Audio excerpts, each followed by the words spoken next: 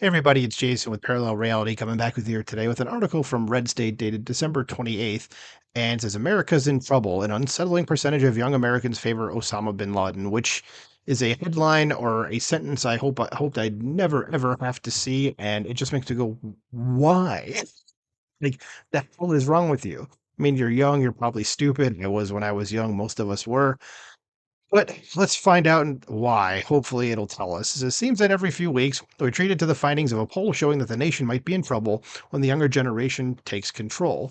In this instance, an alarming percentage of young adults have a favorable view towards Osama bin Laden, who masterminded the 9/11 terrorist attacks. So it says the Daily Mail published the results of a survey revealing how various groups of Americans view the terrorist leader who was killed by U.S. forces in 2011. It says 1 in 5 young Americans has a positive view of 9/11 mastermind and Al Qaeda founder Osama bin Laden, according to disturbing results of a DailyMail.com poll. And what the hell is wrong with you? It says the alarming survey also found 3 in 10 Gen Z voters, which is a higher percentage than above, voters believe the views of the anti-Semitic terrorist leader who slaughtered thousands of innocent people were a force for good. And these are, again, stupid people. It says families of 9/11 victims said the findings are horrifying and proof of a startling trend suggesting some in the younger generation are growing sympathetic to terrorists. Yeah, and I mean, go look at what's happening out on the streets every day here in major cities with the Free Palestine stuff.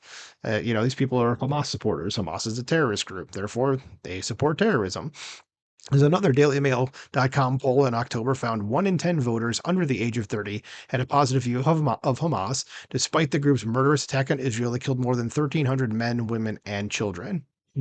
Among those aged between 18 and 29 years old, 8% indicated that they held a completely positive view towards bin Laden, while 12% expressed a somewhat positive opinion of him.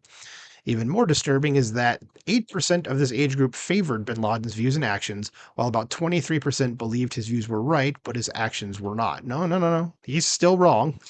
Says if these numbers are an accurate portrayal of the attitudes of younger Americans, they bring to light critical revelations about how historical events and figures are perceived by younger generations. Part of the ignorance about bin Laden and radical extremism might be due to the distance between younger generations and the 9/11 attacks. Those who are a part of Gen Z were largely born after the tragedy occurred, meaning they have no idea what the world looked like prior to the horrific attacks. Emotionally, they are not affected by the events of that day. Everything they know about 9/11 was told to them by acquaintances or based on what they read about it. And the information ecosystem is also an issue.